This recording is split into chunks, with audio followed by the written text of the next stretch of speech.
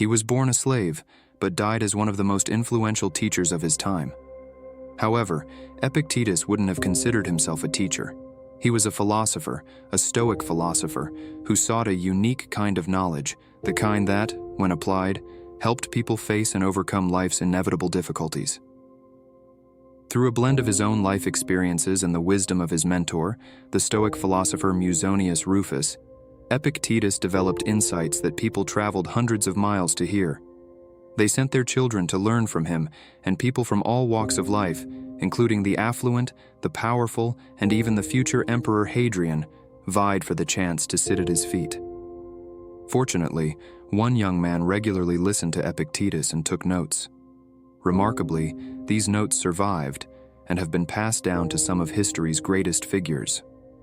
The Roman Emperor Marcus Aurelius wrote in his journal, thanking the man who loaned him a copy of Epictetus. Theodore Roosevelt famously carried a copy of Epictetus with him during his perilous River of Doubt expedition. Admiral James Stockdale relied on Epictetus's teachings while leading fighter squadrons in Vietnam and surviving 7 years as a prisoner of war. This list of admirers is endless, and after learning about Epictetus, you might find yourself joining them. He truly was one of the wisest and most inspiring people to ever live. Epictetus taught that our first task is to divide and distinguish things into two categories: externals, which we cannot control, and the choices we make, which we do control. He said, "Where will I find good and bad? In me, in my choices." This single skill, differentiating between what we can influence and what we cannot, will change your life. A flight delayed because of weather, for instance. No amount of yelling at an airline representative will end the storm.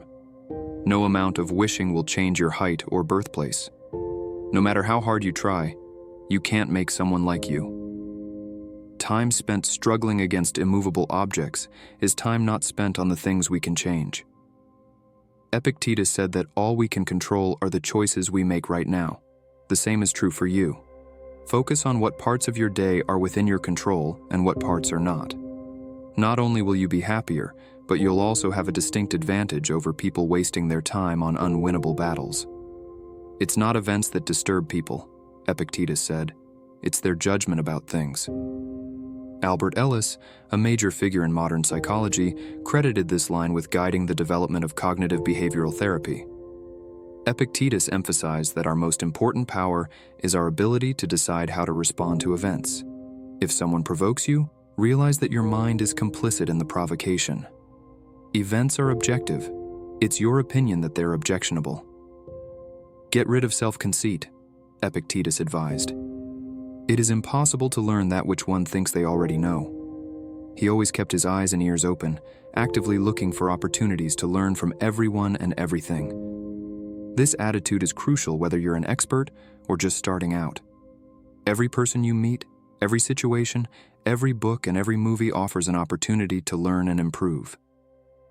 Epictetus's favorite question was, "How have you made progress?" We answer this by focusing on what we don't know, where we can get better, and where we can improve, rather than patting ourselves on the back for our achievements. The true man is revealed in difficult times, Epictetus said. When trouble comes, think of yourself as a wrestler paired with a tough opponent to turn you into Olympic-class material. Hardship can be seen as failure, unfairness, or the end, but we can choose to see it as an opportunity to learn about endurance, patience, resilience, and struggle.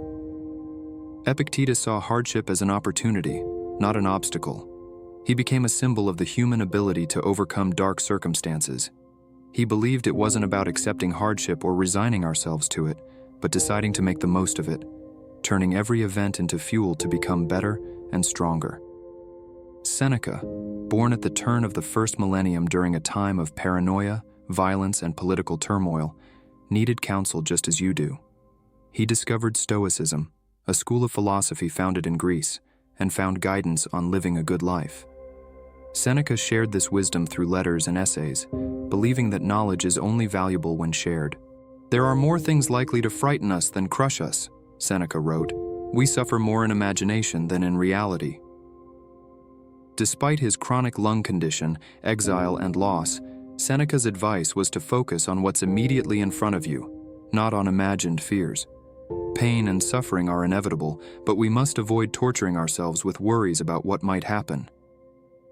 Excellence withers without an adversary, Seneca said.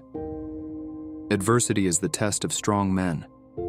We like comfort, but Seneca warned that avoiding challenges is a death trap. He emphasized embracing struggle to grow stronger and better. Associate with those who will make a better man of you, Seneca advised. The company we keep profoundly influences us.